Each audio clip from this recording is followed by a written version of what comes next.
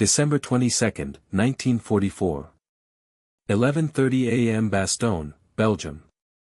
The frozen earth crunched beneath their boots as four German officers approached through the snow, their white flag a stark contrast against the shattered landscape. They carried an ultimatum wrapped in the silk of certain victory, a demand for surrender that assumed American defeat was already written. The German message was formal, almost polite. The fortune of war is changing. The USA forces in and near Bastogne have been encircled by strong German armored units. There is only one possibility to save the encircled troops from total annihilation, the honorable surrender of the encircled town. The German officers waited, supremely confident. They had mathematics on their side. 18,000 Americans trapped, surrounded by 35,000 German troops supported by hundreds of Panzer tanks. No supplies were reaching the defenders. Winter storms had grounded every Allied aircraft. The nearest relief forces were over 100 miles distant, fighting through their own desperate battles. What those German officers didn't know was that 130 miles south, in a cold French headquarters, General George S. Patton had just made a promise so audacious that every senior officer in the room thought he'd lost his mind. A promise that would require moving an entire army through impossible winter conditions faster than any military force had ever moved before. The mathematics of war were about to collide with something no equation could measure, the will of free men refusing to surrender their brothers. The transformation had begun 6 days earlier. December 16, 1944. 5:30 a.m. The Ardennes forest erupted with a violence that shattered the winter silence across an 80-mile front. 1,600 German artillery pieces opened fire simultaneously, their shells screaming toward unsuspecting American positions scattered through the dense Belgian woods. Private First Class William Bradford of the 99th Infantry Division would later write to his mother, "The trees exploded above us, showering splinters like knives. The ground shook so violently I couldn't stand. Men were screaming, but I couldn't hear them over the roar. We had been told the war was nearly over. We had been told Germany was finished. This was Operation Wacht am Rhein, Watch on the Rhine. Hitler's final desperate gamble to reverse Germany's collapsing fortunes." In absolute secrecy, German commanders had assembled 410,000 troops, 1,400 tanks and assault guns, 2,600 artillery pieces, and moved this massive force through the Eifel forests using only darkness and discipline. They maintained complete radio silence, moved supplies with horses to avoid engine noise, and achieved what Allied intelligence deemed impossible: total tactical surprise. The target was deliberate. For American divisions spread thin across difficult terrain, many of them green troops or veterans resting from earlier campaigns. Within hours, entire American units were overrun. Soldiers retreated through snow-covered roads, some without weapons, many without helmets, all carrying the same panicked message: the Germans are everywhere. But the German plan had one critical requirement: speed. They needed to capture the vital crossroads town of Bastogne within 48 hours. 7 major roads converged there, roads that German armor desperately needed to reach their ultimate objective, the port of Antwerp, 125 miles northwest. Without Bastogne, the entire offensive would stall in the Belgian countryside, vulnerable to Allied counterattack. General Heinrich Freiherr von Luttwitz commanded the 47th Panzer Corps tasked with taking Bastogne. His force was formidable: the elite 2nd Panzer Division with 88 tanks, the veteran Panzer Lehr Division with 57 tanks, and the 26th Volksgrenadier Division with 17,000 infantry. He expected to be eating Christmas dinner in a captured American headquarters. Racing toward the same objective from the opposite direction was the 101st Airborne Division, the Screaming Eagles. They had been resting in Reims, France, recovering from 72 days of continuous combat in Holland. The call came without warning: grab your weapons, board the trucks, no time for winter clothing or proper preparation. Just move. December 17, 9 p.m. Temperature 14 degrees Fahrenheit. Private Donald Malarkey of the 506th Parachute Infantry Regiment remembered the convoy through the darkness. We passed endless columns of retreating American troops. Some grabbed our trucks, shouting warnings. Go back. They'll kill you all. One soldier, eyes wide with shell shock, screamed that German tigers were everywhere. We kept driving north. Nobody spoke. We all knew what awaited us. The convoy stretched for miles, 380 trucks carrying the division through winter darkness. Maps were scarce. Intelligence was contradictory. Radio reports described chaos. All they knew was that Bastogne had to be held, and they were the only force close enough to do it. The 101st Airborne numbered 11,840 men, 4 parachute infantry regiments, 1 glider infantry regiment, 4 artillery battalions, and various support units. Leading elements reached Bastogne at 11:30 p.m. on December 18. They had beaten the main German force by mere hours. Major William de Sobry's armored team from the 10th Armored Division had already established a roadblock at Neuville, 3 miles north.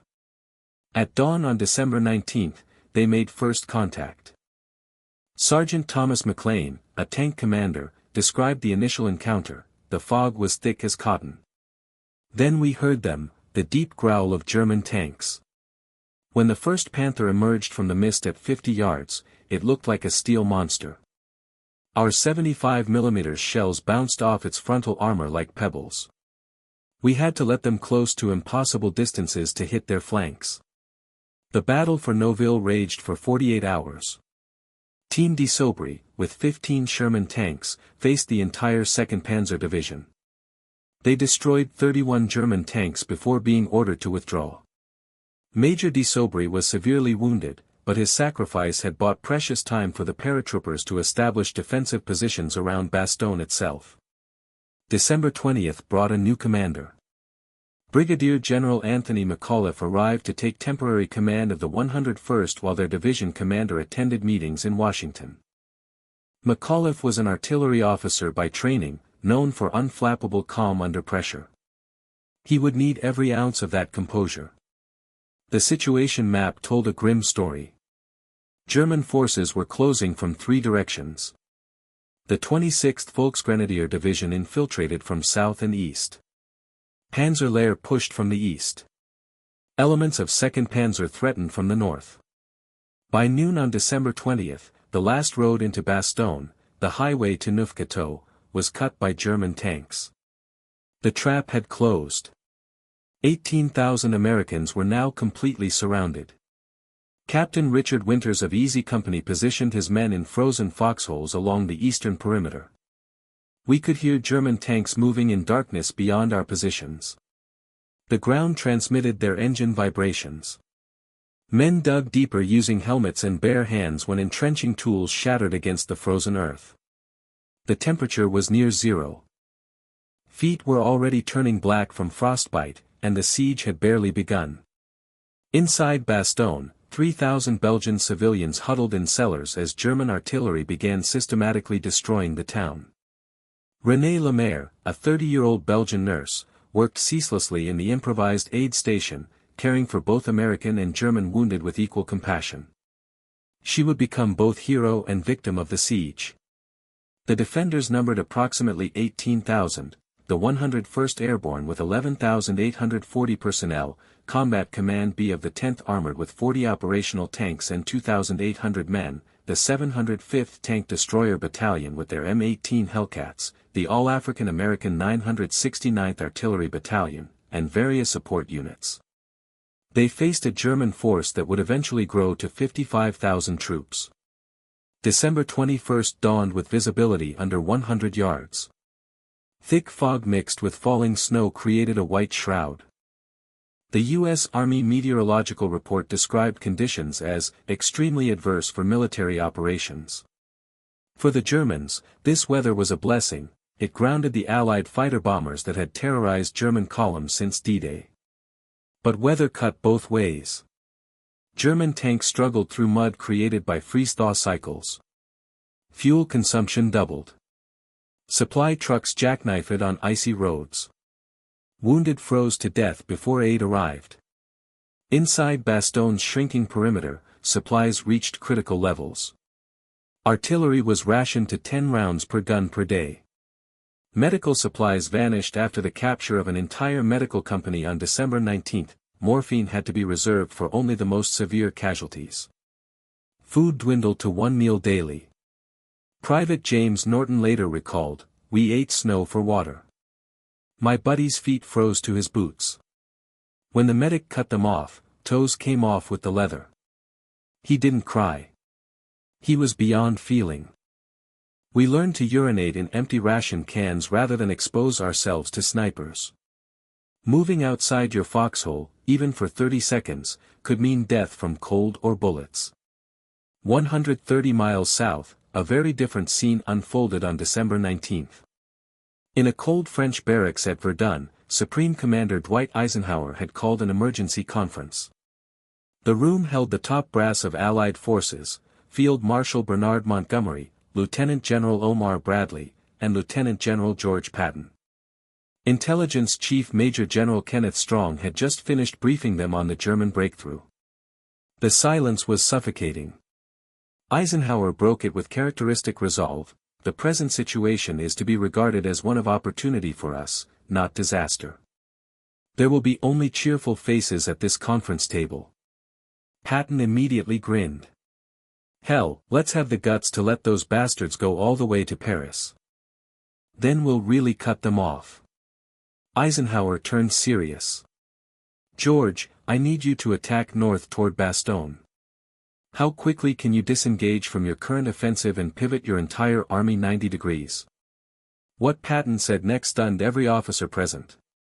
"I can attack with 3 divisions in 48 hours. The room erupted. Air Chief Marshal Arthur Tedder actually laughed. Moving an entire corps 90 degrees in winter across 100 miles of icy roads in 48 hours? Impossible. Eisenhower's face flushed. "Don't be fatuous, George. If you try going that early, you won't have all 3 divisions ready. You'll go piecemeal and be destroyed." But Patton wasn't boasting. For 3 days, his operations officer Colonel Oscar Koch had been warning about German buildup in the Ardennes. Patton had already prepared 3 different operational plans for exactly this contingency.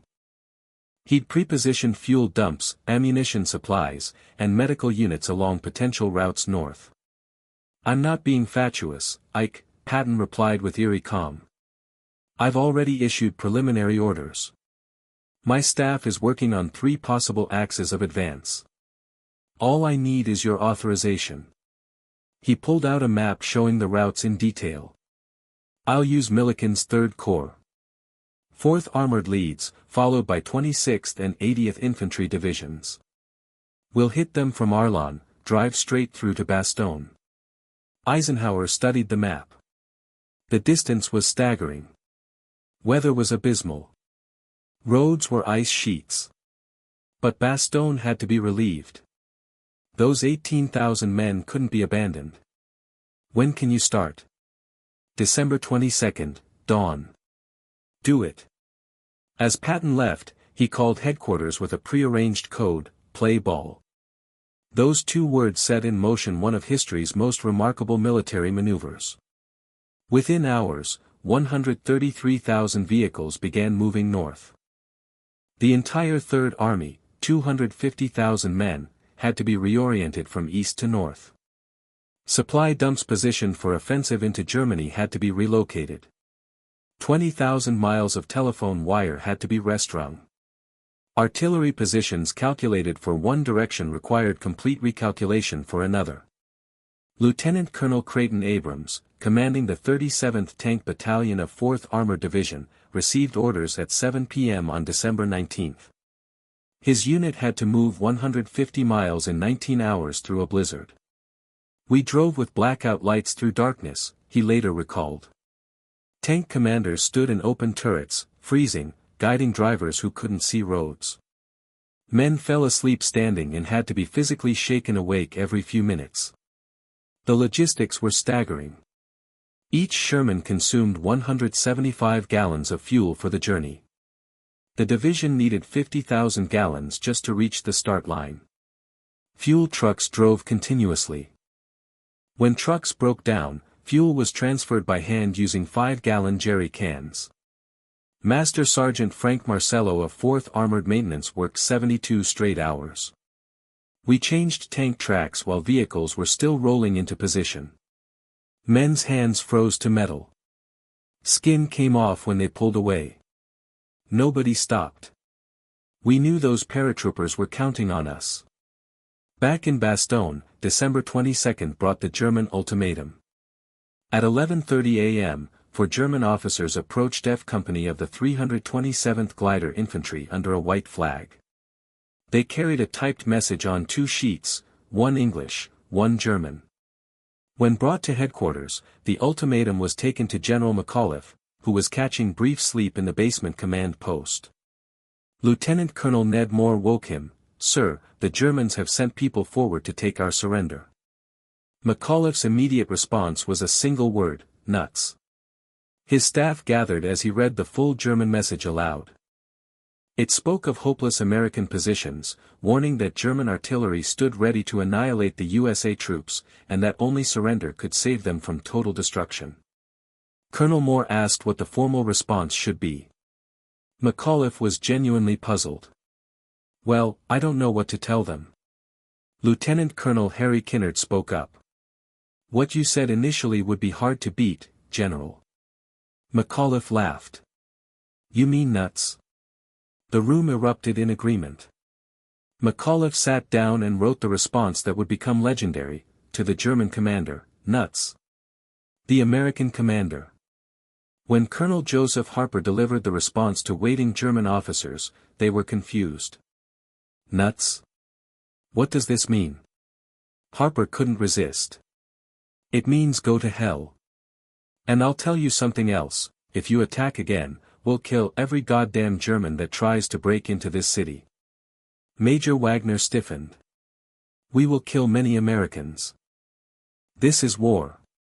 "On your way, Bud," Harper replied. "And good luck to you."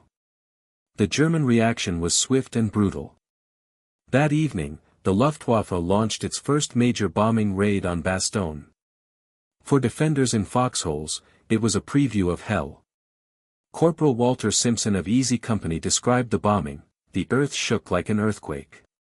Trees burst into flame. Shrapnel whizzed like angry hornets. We pressed into frozen earth and prayed to survive the next 30 seconds. Temperature plummeted to 10 degrees Fahrenheit. In foxholes along the perimeter, men took turns sleeping to prevent freezing to death. They learned to share body heat without shame, to keep watch while others dozed, to wake partners every 20 minutes. Food became desperate. Official ration was 1 K ration per day, roughly 2,800 calories when men needed 4,000 in extreme cold. Soldiers learned to save wax-coated cardboard from ration boxes. It burned long enough to heat snow into drinkable water. Technical Sergeant Donald Ellis found a grim solution: dead German horses. There were hundreds frozen solid. Fresh meat. We'd hack off chunks with bayonets and cook them over fires made from broken ammunition crates. It tasted like leather, but it kept us alive. December 24th brought both hope and horror. Weather finally began clearing, raising hopes for aerial resupply. But clear skies also enabled the Luftwaffe to launch its most devastating raid. At 8:30 p.m. on Christmas Eve, German bombers appeared over Bastogne. One bomb scored a direct hit on the aid station where René Lemaire was treating wounded soldiers. The building collapsed instantly, trapping dozens of wounded and medical personnel beneath rubble. Corporal Kenneth Davis was outside when the bomb struck. I heard the explosion and ran toward the building. Where the aid station had stood was just a smoking pile of shattered stone. We could hear voices underneath, men crying for help, calling for mothers. We dug with bare hands through the night, pulling out bodies. Miss Lemaire was dead. She had stayed with soldiers too wounded to move. 30 American soldiers died in that single bombing, along with the Belgian nurse who had become a symbol of humanity amidst horror. As Christmas Eve turned to Christmas morning, Patton's Third Army struggled through blizzard conditions. The attack launched on December 22 was behind schedule. 4th Armored had advanced only 7 miles in 3 days against fierce German resistance. Patton, never one for conventional solutions, had summoned his chaplain, Colonel James O'Neill, on December 22. "Chaplain, I want you to publish a prayer for good weather. I'm tired of soldiers fighting mud and floods as well as Germans. See if God will work on our side." O'Neill was skeptical. "Sir, it's going to take quite an appeal for that kind of divine intervention." "I don't care if it takes a miracle," Patton snapped. "Get me that prayer." The prayer was printed on 250,000 cards distributed to every 3rd Army soldier. "Almighty Father, we humbly beseech thee to restrain these immoderate rains. Grant us fair weather for battle." Whether by divine intervention or meteorological coincidence, December 23 dawned crystal clear. After 7 days of fog and snow, visibility suddenly stretched 10 miles. Temperature rose above freezing. Most importantly, Allied air forces could finally fly. At 9:50 a.m., the first Pathfinder aircraft appeared over Bastogne, dropping colored smoke to mark drop zones. By 11:50 a.m., the sky filled with C-47 transport planes, 241 of them in perfect formation. Sergeant Jack Martin of the Pathfinder team recalled, "We popped purple smoke. Then we heard them, a low rumble growing into a roar. The sky turned dark with aircraft. The most beautiful sight any of us had ever seen." The paratroopers erupted in cheers. Men climbed from foxholes waving helmets, many with tears streaming down frozen faces. For 7 days they'd been utterly alone. Now help fell from the sky. First parachutes blossomed at 11:55 a.m. Supplies rained down, ammunition, medical supplies, food, blankets, and most critically, artillery shells. Of 1,446 bundles dropped, 95% were recovered. Captain James Willis coordinated recovery. Men ran through ongoing artillery fire to grab bundles. I watched a private get hit by shrapnel, stand back up, and drag a supply bundle to cover with blood streaming down his face. Nobody quit. German anti-aircraft guns positioned around Bastogne opened fire. C-47s had to fly straight and level at 1,000 feet to drop accurately. They were sitting ducks. Several were hit, trailing smoke as they limped toward Allied lines. By December 26, aircraft had delivered over 1,000 tons by parachute. At 2:45 a.m. on Christmas morning, German artillery launched the heaviest barrage yet. For 2 hours, shells rained on American positions. Then at 5:30 a.m., 18 Panzer Mark V tanks of the 15th Panzer Grenadier Division, accompanied by infantry in white camouflage, attacked the western perimeter. Attack leader Lieutenant Colonel Wolfgang Mock had simple orders from General Kokot: "Bastogne must fall today. It is the Führer's Christmas wish." German tanks broke through the first line of foxholes held by Company A, 327th Glider Infantry. Private Kenneth Mason was in the second line. Ground shook from tank engines. In dawn light, they looked like steel monsters. Bazooka rounds bounced off frontal armor. But Americans had positioned tank destroyers perfectly. M18 Hellcats of the 705th Tank Destroyer Battalion had been hidden in rubbled buildings. As German tanks passed, they opened fire from flanks. Sergeant William Thompson commanded one Hellcat. "We let them roll past, then hit them where armor was thin. My gunner was incredible, 5 shots, 3 kills." By 10 a.m., all 18 German tanks were burning wrecks. Nearly 400 German soldiers lay dead in snow. One captured officer told interrogators, "Your defense was magnificent. We knew after this morning we could not take Bastogne." General McAuliffe issued his Christmas message recounting the German surrender demand and his reply, adding, "We have stopped cold everything thrown at us from north, east, south, and west." December 26, 4 p.m. Lieutenant Charles Bogus, commanding Sherman Tank Cobra King of the 37th Tank Battalion, peered through his periscope at the Belgian village of Assenois, just 4 miles from Bastogne. For 4 days, 4th Armored had been fighting through German positions, advancing yard by bloody yard. The final assault began at 2:20 p.m. Lieutenant Colonel Abrams ordered his battalion forward while calling for artillery. "I want every gun you've got." Within minutes, 2,340 artillery rounds fell on German positions around Assinois. When the barrage lifted, Abrams gave the order, "Move out." Boggis recalled, "We charged through at full speed, all guns blazing. Germans shot at us from windows and doorways. Our main gun swung left and right, firing point-blank into buildings. At 4:50 p.m., Cobra King crested a small rise and Boggis saw American soldiers ahead, engineers of the 326th Airborne Engineer Battalion, the outer perimeter of Bastogne's defenses. "Come on in," shouted the engineers. "You're the first tanks we've seen in 10 days. Boggis radioed Abrams, "Contact with friendly forces established." The siege was broken. The corridor, though only 400 yards wide, was open. News spread through Bastogne like wildfire. Men who'd been conserving every round fired entire clips into the air in celebration. Wounded soldiers in aid stations cheered despite their pain. General McAuliffe, maintaining characteristic calm, simply said, "We're glad to see you boys." But for Germans, the psychological impact was devastating. General Kokot wrote in his diary, "Relief of Bastogne is disaster, not just tactically, but morally. Our soldiers no longer believe we can win." Lieutenant Kaufmann of Panzer Lehr was blunt, "We threw everything at Bastogne, our best troops, last reserves of tanks and ammunition. They held. When we demanded surrender, they laughed at us. Nuts." This single word damaged German morale more than 1,000 bombs. Casualty counts told the story's cost. The 101st Airborne suffered 341 killed, 1,691 wounded, 516 missing. Combat Command B lost approximately 500 casualties. But they destroyed 108 German armored vehicles while losing only 17 Hellcats.